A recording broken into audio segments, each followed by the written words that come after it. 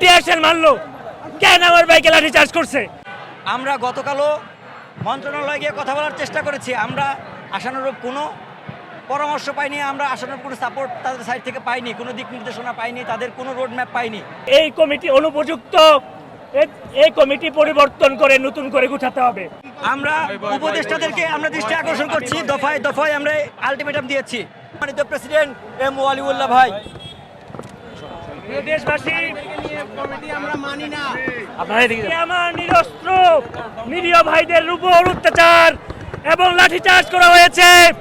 আমরা এর প্রতিবাদ জানাই। আমরা এখানে বিচার না হওয়া পর্যন্ত, মাপ না চাওয়া পর্যন্ত এখানে অবস্থান করব। কেন টিয়ার শেল মারলো? কেন আমার বাইকে লাঠিচার্জ করছে? আমরা তো এখানে শান্তিপূর্ণ অবস্থান করতে চেয়েছি। আমরা তো এখানে আমাদের সুস্পষ্ট দাবি, দেশের পক্ষের দাবি, এইটার জন্য কাজ করতে চেয়েছি। আপনারা সাংবাদিক বিন্দু, আপনাদের মাধ্যমে একটা মেসেজ দিতে চাই। কিছুক্ষণ আগে আমরা একটা কমিটি হাতে পেয়েছি।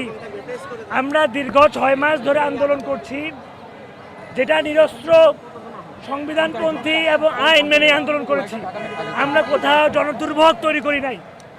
সেই আন্দোলনের একটাই দাবি ছিল প্রকৌশল খাতের সংস্কার। কিন্তু আমাদেরকে বর্তমান যে কমিটি করা হয়েছে, এই কমিটি আশাহত করেছে।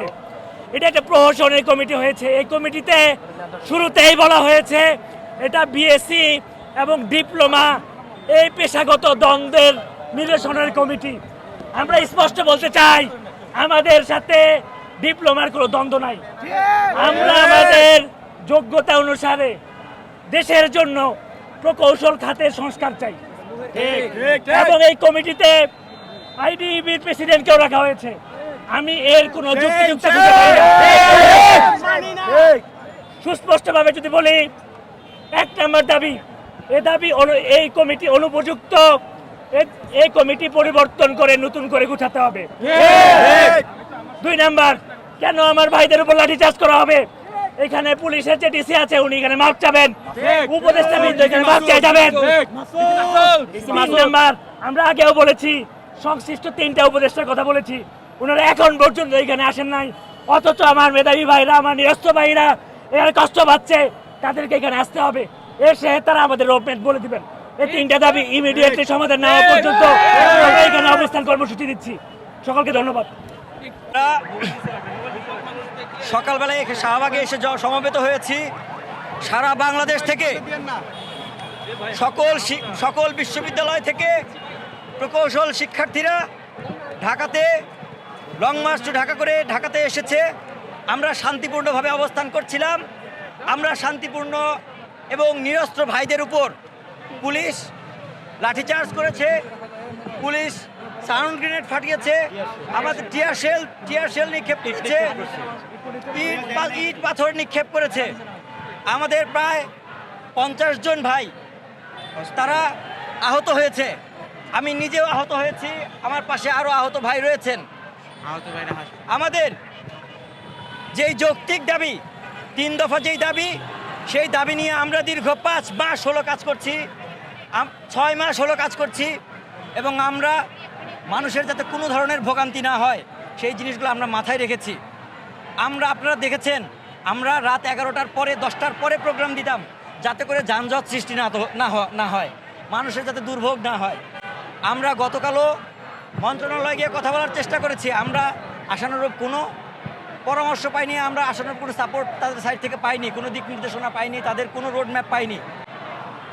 আমরা বাধ্য হয়ে গতকাল বিকাল 3টায় আমরা শাহবাগে অবরোধ কর্মসূচি শুরু করি। আজকে আমরা গতকাল আমাদের পূর্ব নির্ধারিত লং মার্চ টু ঢাকা কর্মসূচি দিয়ে আমরা ঢাকাতেও অবস্থান করছি।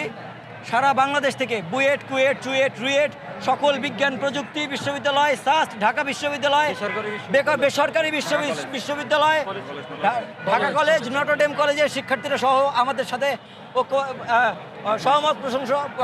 সহমত জানিয়েছেন এবং এখানে এসেছেন।